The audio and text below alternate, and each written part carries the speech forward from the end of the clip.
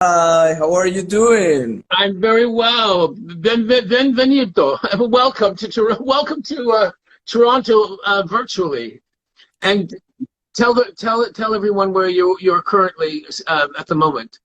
Well, I'm at the moment in my living room. I'm here in Lima, Peru, and it's really amazing to being able to connect with the people in Toronto. I like have amazing plans to do there, so it's a really good start, to Oh, good. find you. I hope to get to that later in our conversation. I'm just going to do a very quick introduction of you, and then we will get started with the questions. But it's so nice to meet you in person, and welcome. Thank you. Okay, so we call this Artists Like Me, a time for passionate conversation, and we're going, ladies and gentlemen, we have with us this evening Genaro Rivas. Am I pronouncing your name correctly? Yes, you are pronouncing my name fine. Wonderful, thank you. That's always important to me. Anyway, what really fascinated me about Genaro when I first, aside from his public figure status and also his wonderful work for charity, which we will also speak about. So that's very, but also the Genaro has a is known for his sustainability and involving technology with fashion, and that's what I really want to get. And so, if I may quote your website, Genaro, it's Peruvian heritage with a sustainable vision for the future. I think Yes. that's you know, if ever there was a hopeful statement in these terrible times we've been having to cope with in terms of wondering what the future holds, sometimes I wonder what that means. We're just losing you just a wee bit here. We're going to wait till Genaro comes back. I'm here. Oh, you are there. Okay. Yeah, you're Yes, I'm breaking here. up a little bit, and I don't know why. So if you can still hear me, that's fine. Good. Yes, I can still hear you, and you were talking And I can about still my, hear my you. website. Your picture's a little wonky, but okay. Okay. So I'm going to get started with some questions here, Genaro. And Okay. first question is, what is something that people might be surprised to learn about you? Well, people might be surprised to learn about me is that I'm a self-taught fashion designer. I actually studied business administration at the University of Piura, Campus Lima.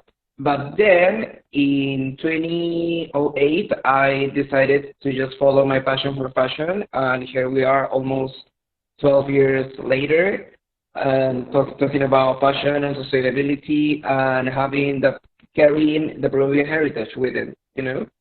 That's something that I find really interesting.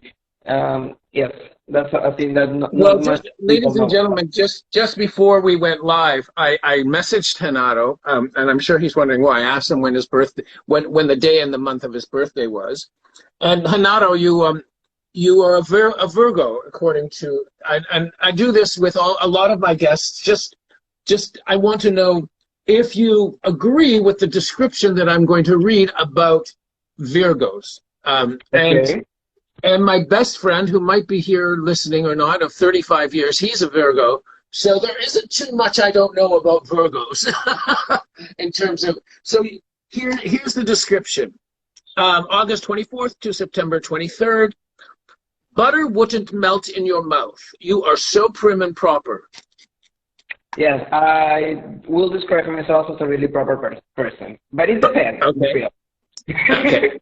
Okay. Well, now here's a good question, and I can answer this one. You are a real dreamboat and a little sweetheart.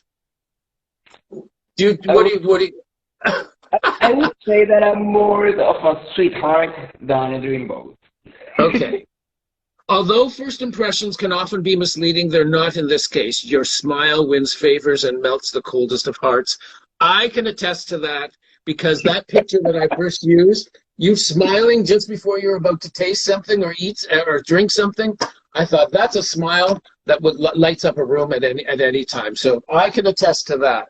Um, Thank you very you're much. straightforward. You're straightforward and sensible. This is your business aspect, your business side coming through. And, Well, I prefer to and be straightforward. That's something that here in Peru is not like a really thing that people usually do. But for me, I prefer to be straightforward and say, okay, here is the thing. We're going to do it this way or that way, or this is not working, this is working, and basically Right. that.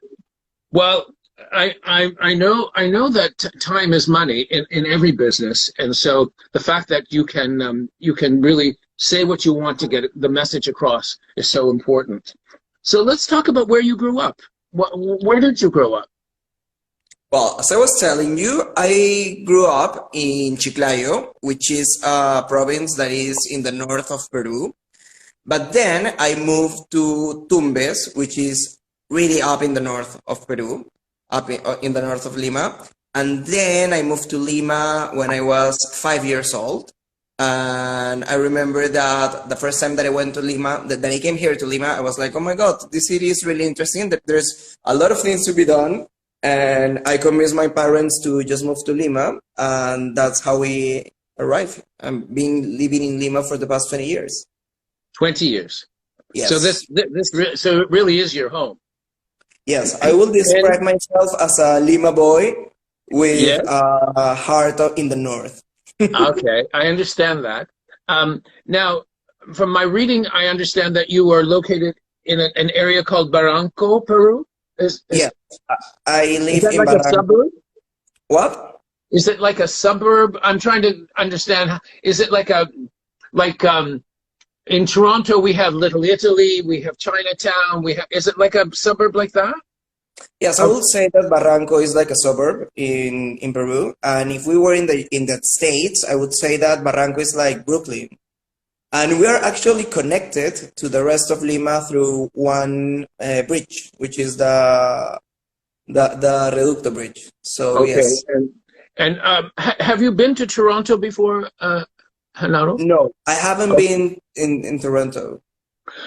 Toronto, from the description of the area there where you are, Barranco, sounds a little like our what do you call it, Yorkville, which is a very lots of boutiques, lots of designers and artists and good restaurants, that kind of thing. Is that correct? Am I describing Barranco fairly accurately? One of the things that I love the most about Barranco is that everything is walking distance. So I can go to my favorite bar or my favorite restaurant, which are like 2 or 3 blocks from my house. Right. That's one main thing that I would say it describes Barranco in a really big way, you know. Welcome, Ray. Nice to see you. What are some childhood memories, Gerardo, that or experiences that pointed you in the direction of fashion design? What were some things that... I remember that my father used to be the head of the police department in Tumbes. So every weekend we had this huge, how do you say it, ceremony where all the police teams were come by and say hi to him. So I remember that my mother used to dress me up from head to toe in dashing suit or something like that, and I was like 4 years old or something. Okay. And it was really fun, and I would say that was my first connection with fashion or something, you know? Right. And knowing what you know now, what advice would you give your 13-year-old self about fashion, about life in general? I would say to 13-year-old Genaro, which is a really interesting number. It's one of my favorite numbers.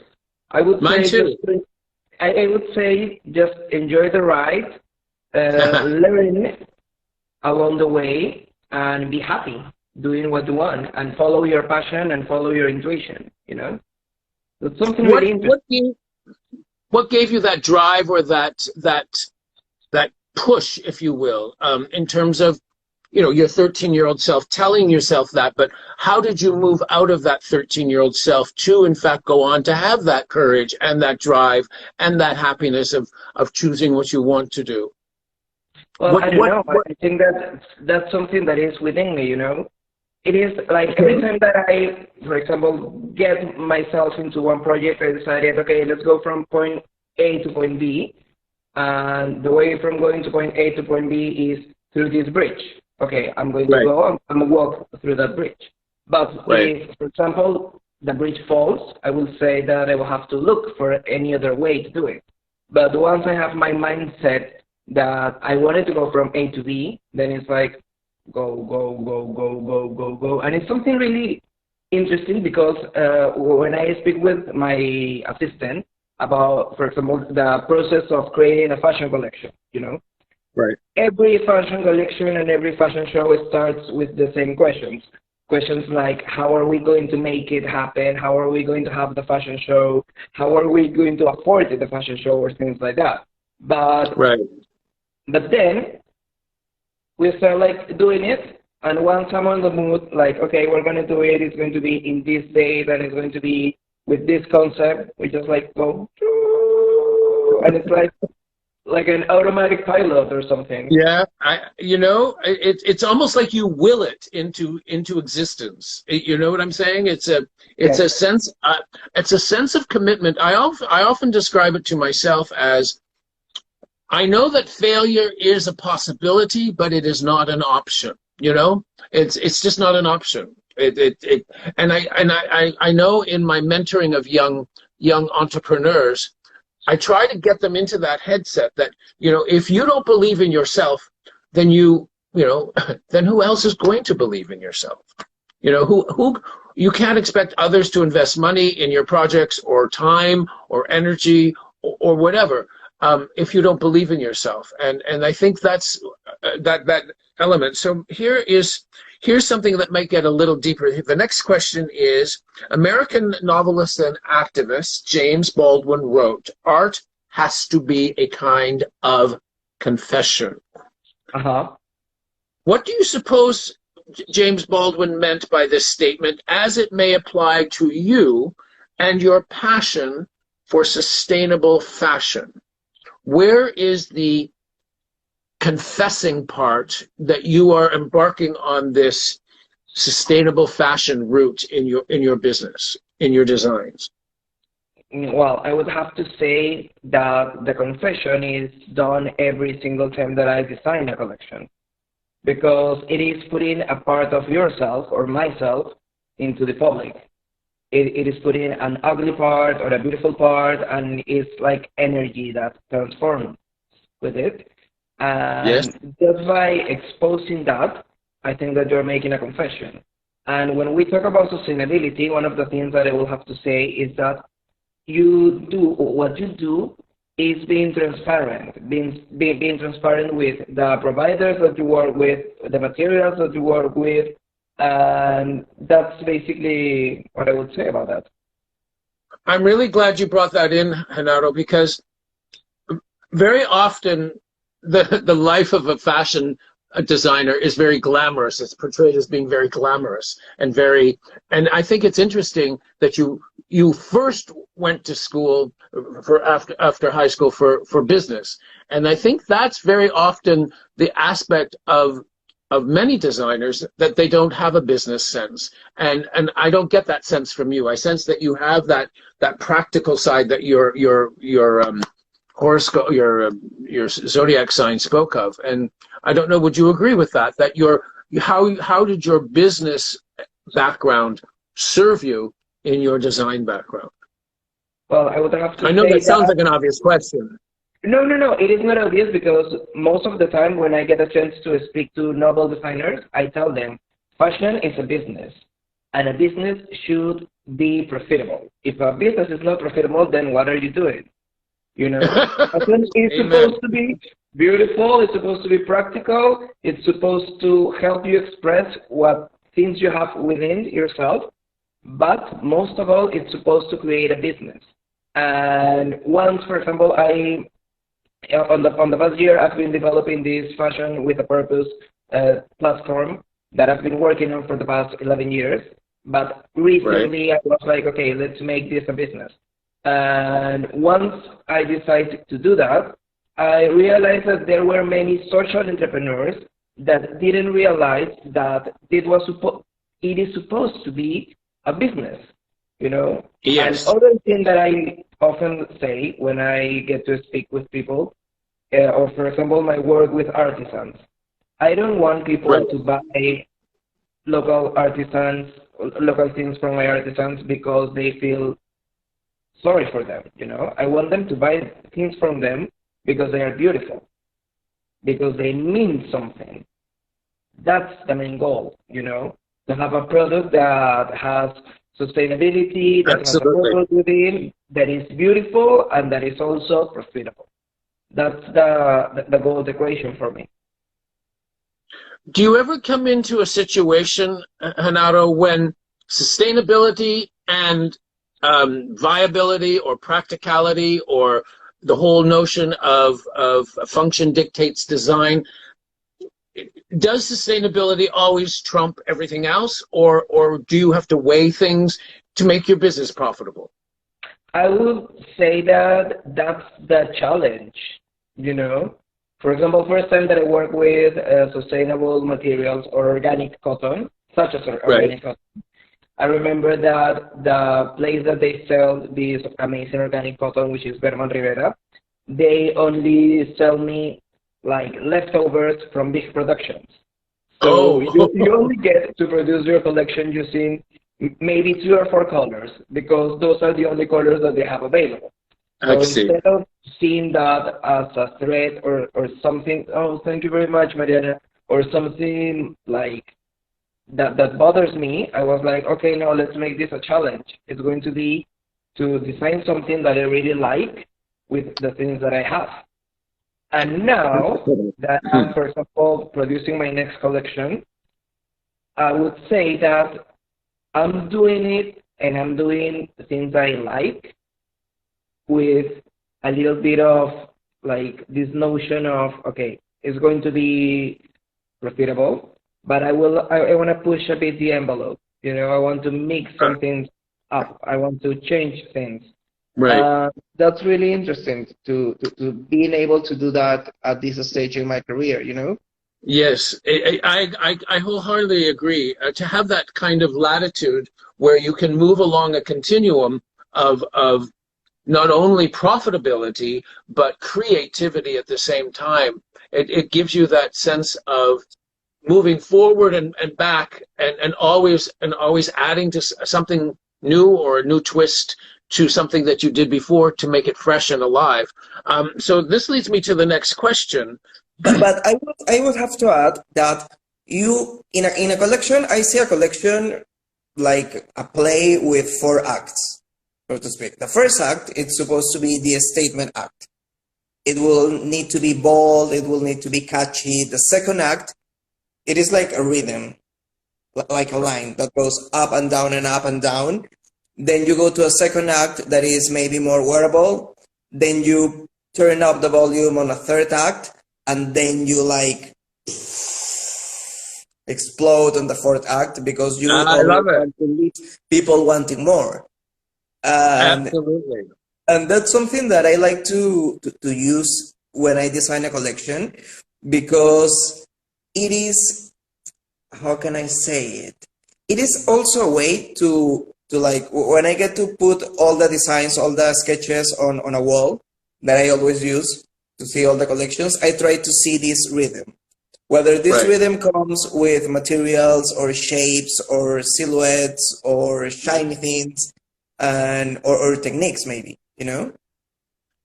This is a fascinating look into the mind of a designer and how you your creative process. I'm fascinated to hear how you linearly describe your different sections of the catwalk, as it were.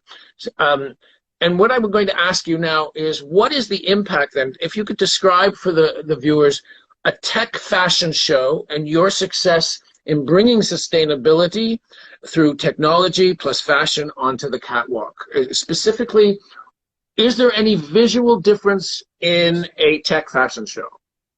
No. And that should be the goal, that you didn't realize whether this is 3D printing, whether this is laser cut, whether this is hand knitted or something like that, you know? Okay. That's what my goal is. Yes. That you didn't realize what you saw. Is it a silk? Is it toilet paper? Is it 3D printing? That's the thing. Yes. And that's what I think is the most challenging thing to do, you know? Is it also the most fun to try and not disguise, but to use the material in ways that are unconventional, if you will, or in describing your different stages of your fashion show, for instance, and presenting a fashion line collection. Does that how much does that trying to fool the eye not fool the eye but trick the eye, like a trompe l'oeil, you know? I wouldn't say trick the eye or fool the eye or have the technique in disguise. I would say that you need to learn how to use the material or the technique in order for you to be happy with the result. Okay. When I first did this 3D printed dress, the challenge was that PLA fibers are plastic, you know, right, and are hard. So how are you going to make a hard plastic move and have structure and have the, how do you say, pinzas, and have the cuts that you need to make to have a dress proper fit? You know, that's the challenge. How are you going to make this really stiff material into something soft, you know? And did you come up with some ideas? Yes, I came up with amazing ideas. Wonderful. One of them was to have this dress made of in PLA, in black PLA, and have it made in a small hexagons shapes. Wow. So it was a modular 3D printed dress. Wow. So another challenge was that when you 3D print something, you almost got the texture of the base of the 3D printer machine that you use. Okay. And you never get the chance to have everything with the same texture. So how are you going to make that thing that is a mistake to look good? Okay, let's create a pattern. And once you have this pattern that is going to be stripes, for example, we're like, okay, we have stripes. How about we cut the dress in half and have some stripes like this and some others like this? And then you start with something as simple as a hexagon, making like a pattern within itself. And when you saw it, it made a sound that it was really soft. And when you saw it on the runway with the lights and everything, people didn't realize whether it was acrylic, laser cut, or whether it was sequence or something. Wow. This is 3D printing. And are other designers now adopting some of your techniques that Well, you're I've aware seen a lot of young designers. It is weird when I say young designers, but I've seen a lot of people working with laser cut and acrylic.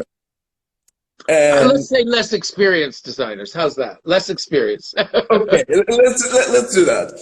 And well, another example was in 2009. I had this collection with acrylic accessories, and I remember that, I don't know, 3 or 4 weeks ago, I was designing the handlers for a new line of bags, and we were talking about how now the process of doing laser cut is much more easier with a laser cut machine.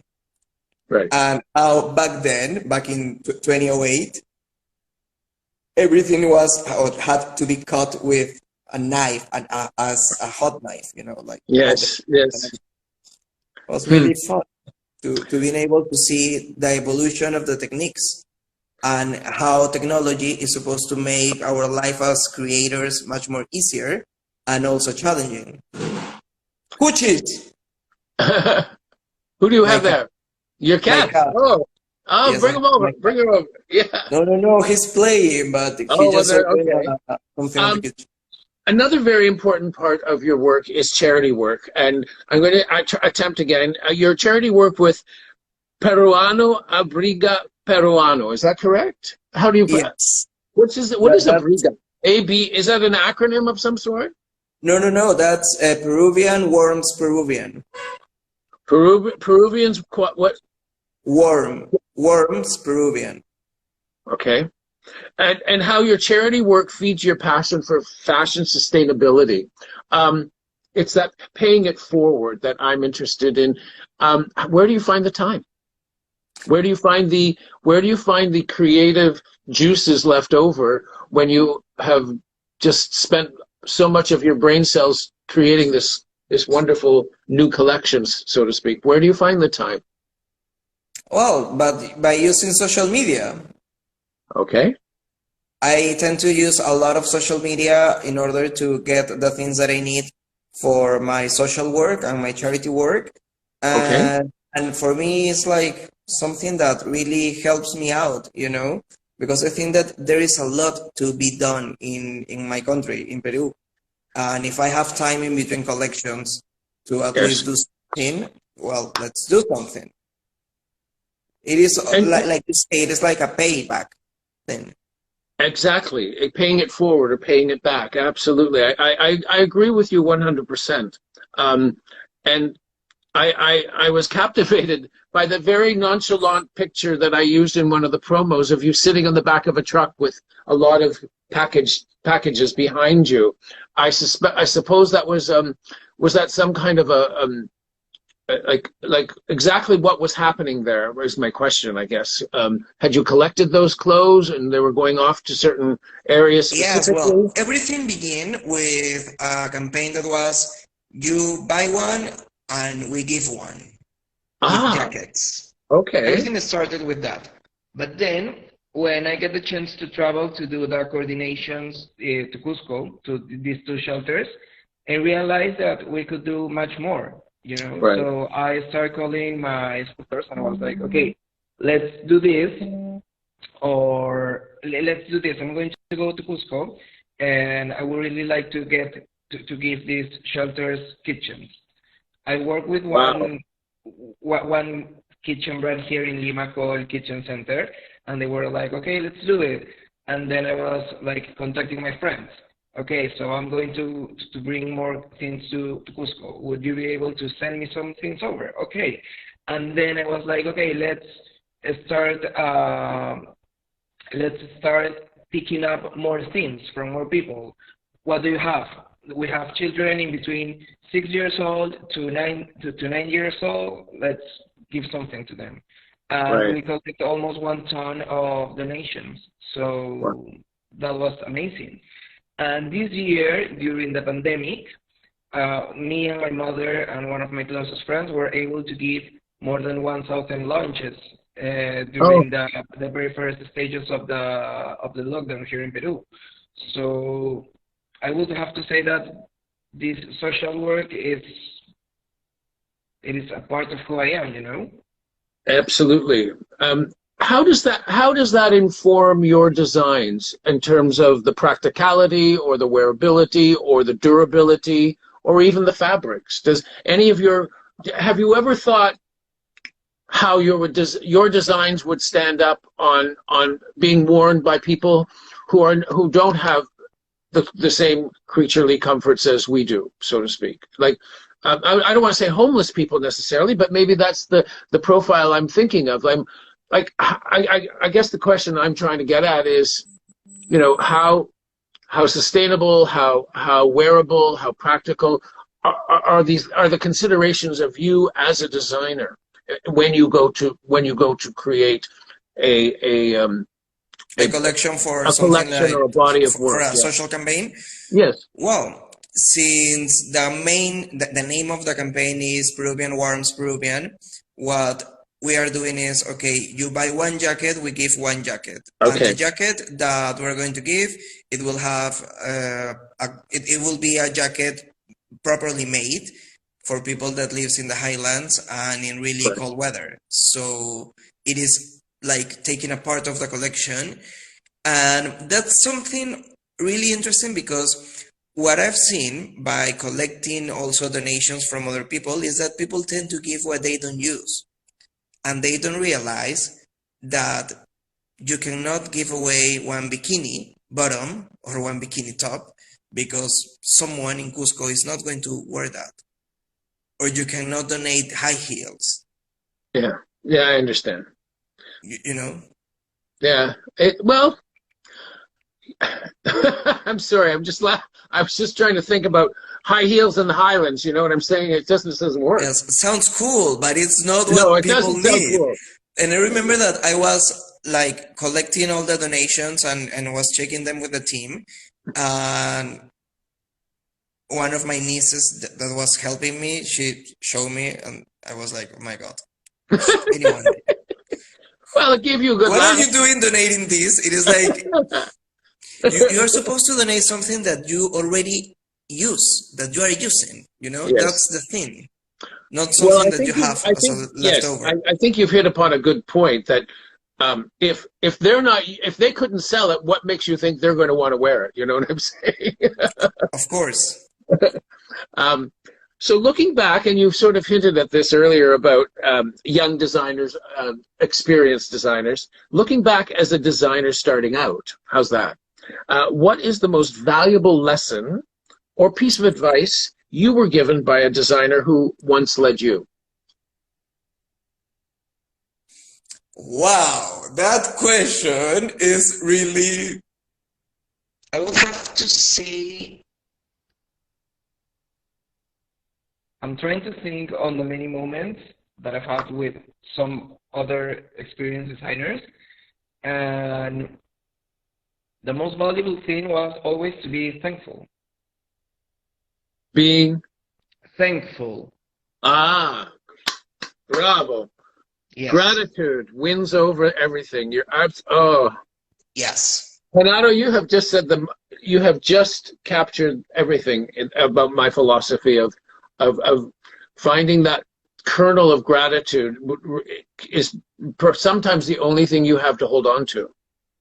You know? Yes, and in times like this, I was speaking with my best friend this afternoon, and we were like, okay, we may be stressed out, and we may be burned out by this whole pandemic situation, but at least we have a roof, we have food, we have work, and we have projects to do, you know?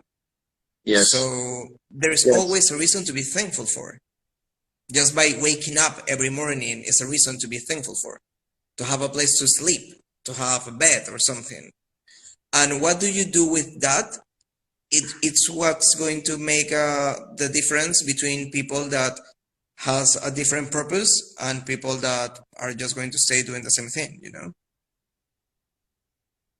You mentioned your mother earlier. How involved is she in your business, so to speak? Not in your business, but that you engage her to make her feel part of the journey, your journey. I think that's a better way to put it.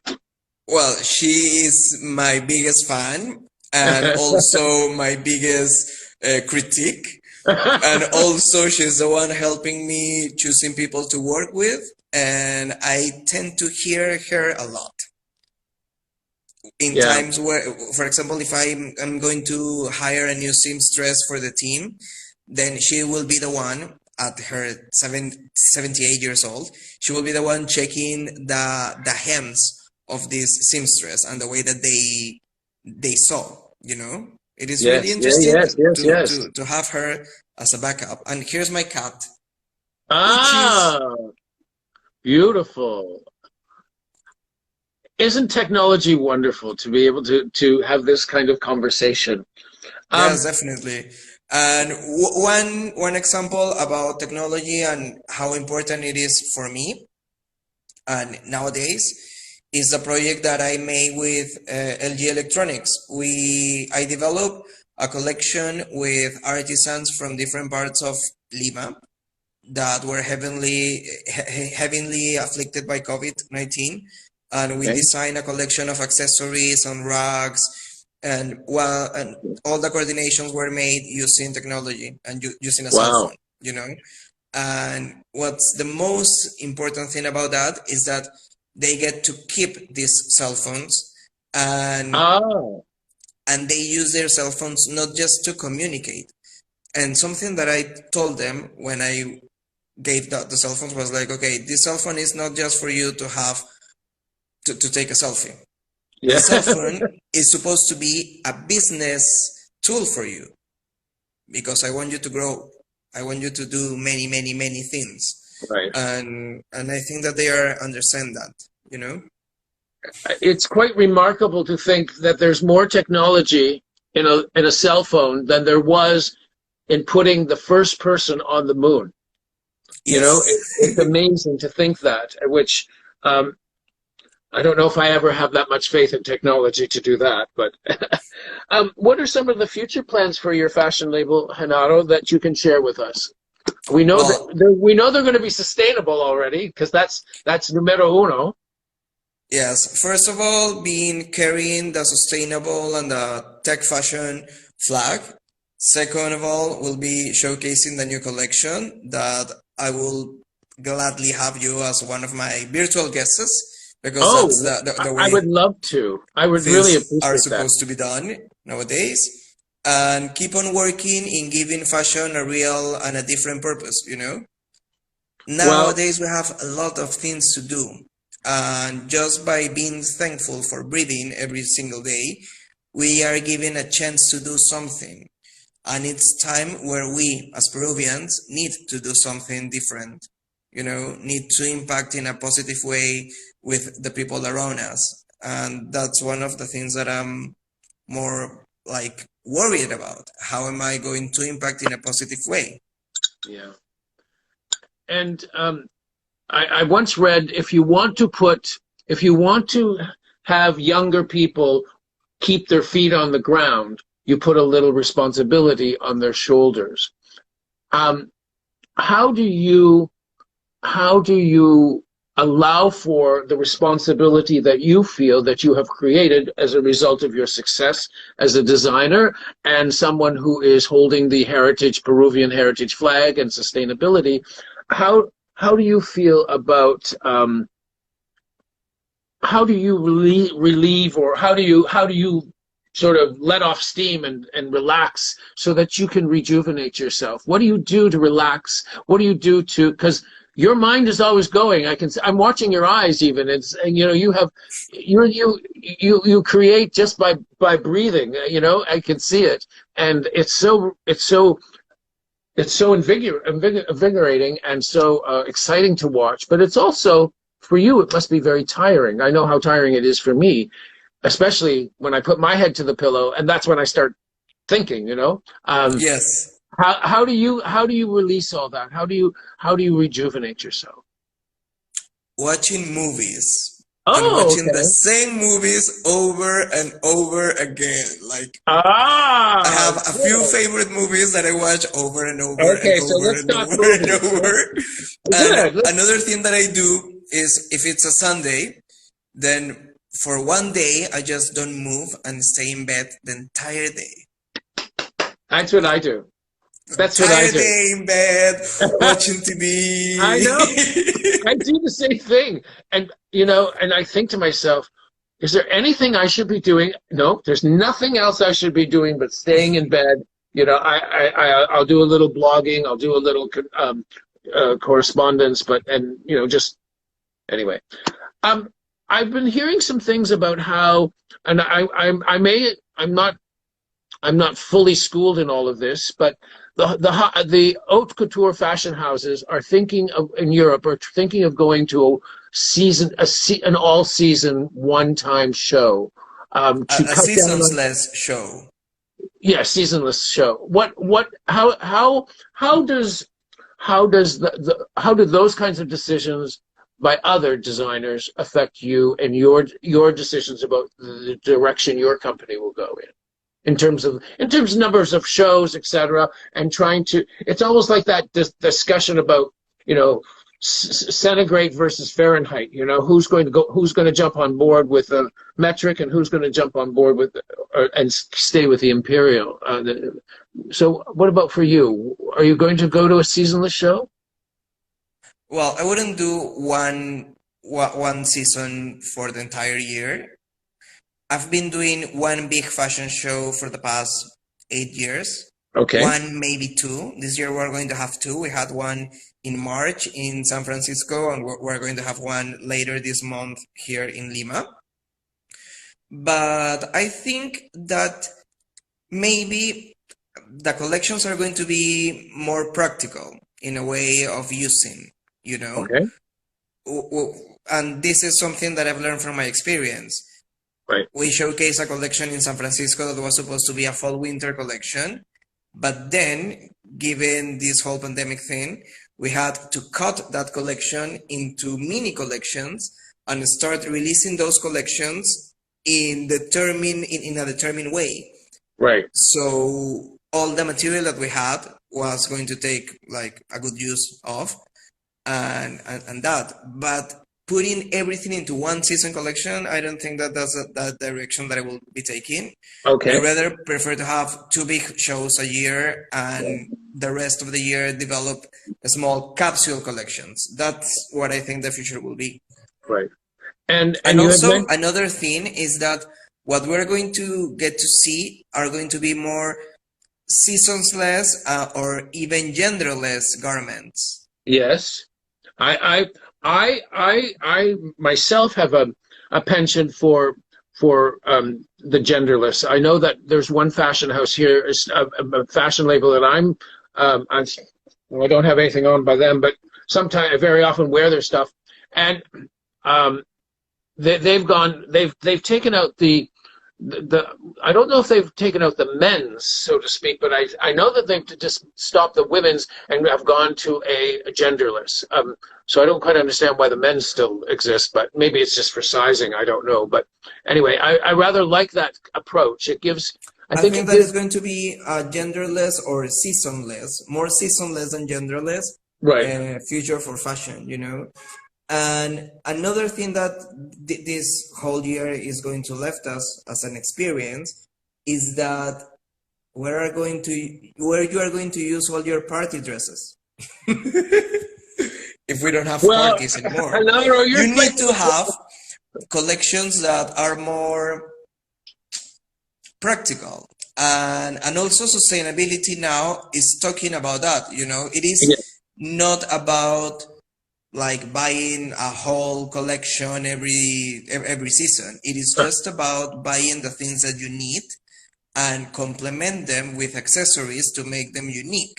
Absolutely. That's what sustainability is all about too, you know. It is about finding that special piece that you're going to wear not for just one season, but for maybe 2 or 3 or 4 or 5 or 6 years, and that you're going to wear over and over and over. And in order to achieve that, you're going to need to have pieces on your collections that are going to transcend this sense of trends. Exactly. And that's going to be the no trend is going to be a big trend.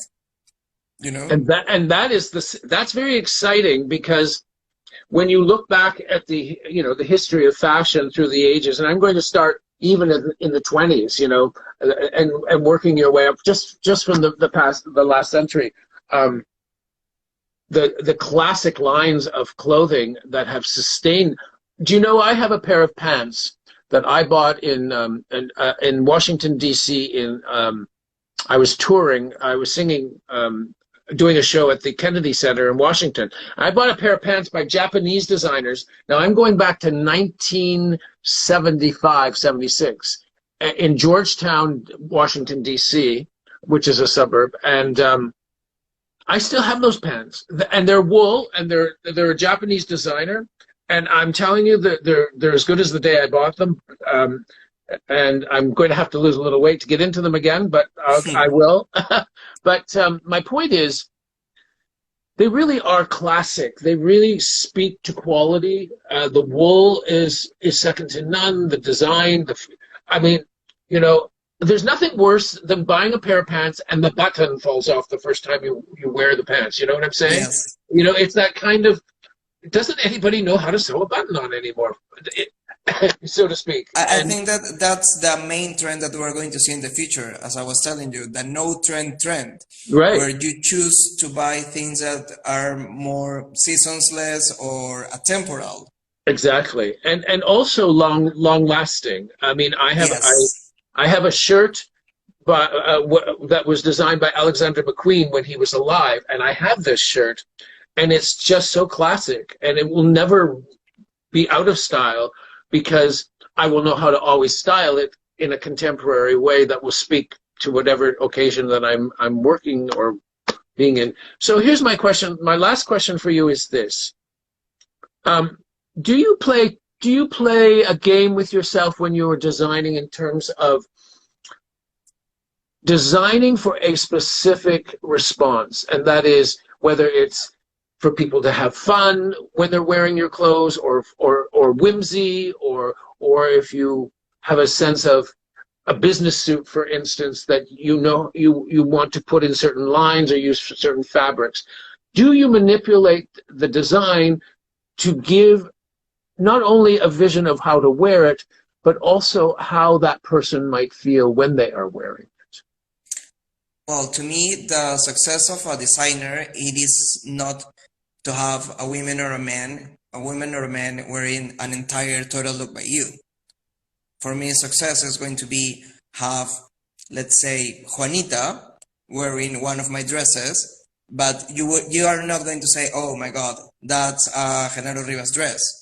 That's going to be, for me, success it will be, that's Juanita wearing a GENARO Rivas dress. It is being able to create something that people will design with their everyday look. I think that's the main goal. And so the last question I have is, what keeps you humble? What keeps you talking to yourself, and only you yourself, to say, okay, let's do this, or, don't push yourself too hard now because you've got, when you're talking to yourself, what keeps you humble? It is a difficult question, but I would say that having this feeling of wanting to create more things is what keeps me doing this. Like, okay, we're going to do this, and this is going to take us from here to here, and this is not the end of the road, because we are going to want to do this and this and this and this, and finding new ways to not only express myself, but to help others expressing themselves too, and helping create an identity of what Peruvian design should be. And in a country that has amazing materials and amazing talent, I think that having that in mind, I think that's what keeps me with a foot on the earth.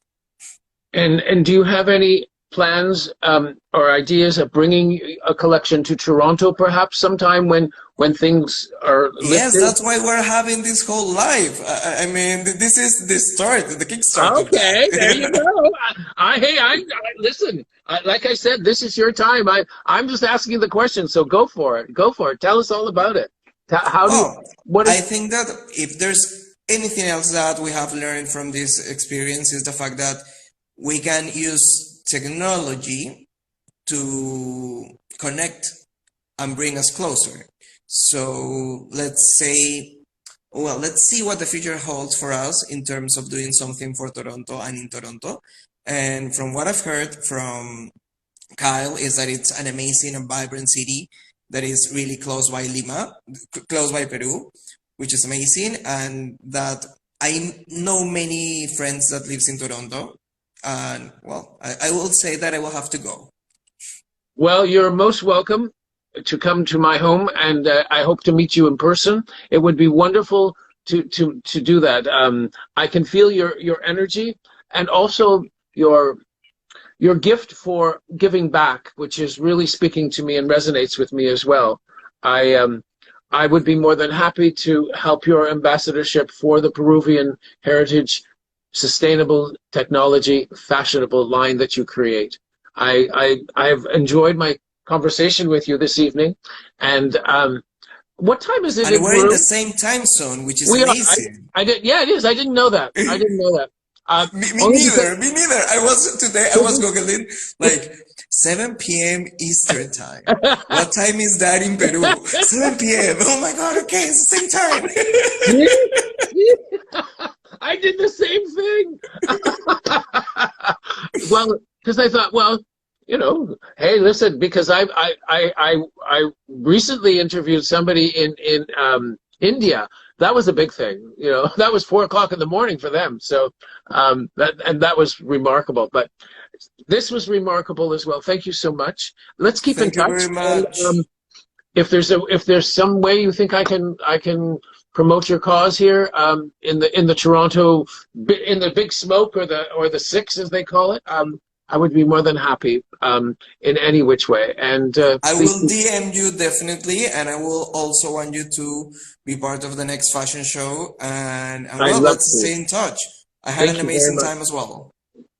Thank you so much, ladies and Thank you very gentlemen. much. Good This is night. JP Michaels saying thank you very much to Genaro Rivas, fashion designer par excellence from Peru, and sustainability. Thank you again for joining me. JP Michaels here at the Academy of Enlightenment, where the faithfully fashionable come to learn that without faith in yourself, as you heard from Genaro, you don't have a chance to heaven. And without style, you don't have a chance in hell. Get your poppy. Oh, that's my time. Ladies and gentlemen, over and out. Thank you so much for joining.